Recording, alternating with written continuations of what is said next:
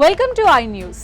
ప్రపంచాన్ని శాసించే అమెరికా ఇప్పుడు తన చరిత్రలోనే అత్యంత గడ్డు కాలాన్ని ఎదుర్కొంటోంది. బయట ఇరాన్తో నెత్తుటి యుద్ధం నెల రోజులు పూర్తి చేసుకుని భీకరంగా మారుతుంటే లోపల డొనాల్డ్ ట్రంప్ నిరంకుశత్వానికి వ్యతిరేకంగా 90 లక్షల మంది ప్రజలు వీధుల్లోకి వచ్చి నో కింగ్స్ అంటూ నినదిస్తున్నారు. వీటన్నింటికీ తోడు ఇప్పుడు సిసాడా అనే కొత్త మహమ్మారి దేశాన్ని వణికిస్తోంది. యుద్ధం, అంతర్గత కల్లోలం, వైరస్, ఈ మూడింటి మధ్య అగ్రరాజ్యం ఎలా నలిగిపోతోంది ఇప్పుడు చూద్దాం.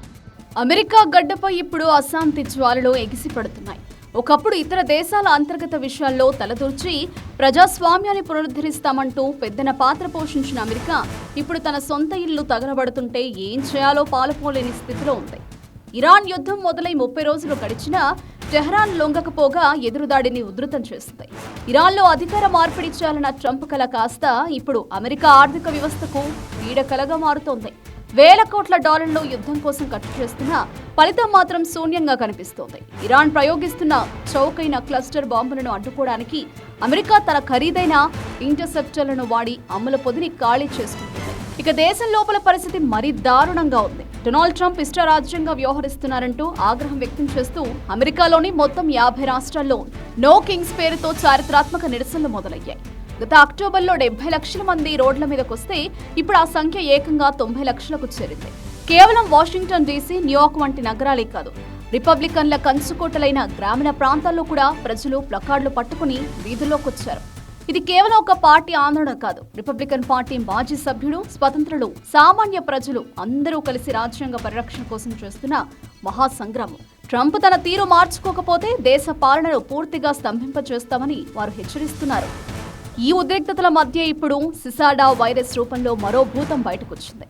భూమి కింద వందల ఏళ్లుగా దాగి ఉన్న వైరస్ ఇప్పుడు అమెరికాలోని 25 రాష్ట్రాల్లో విజృంభిస్తోంది.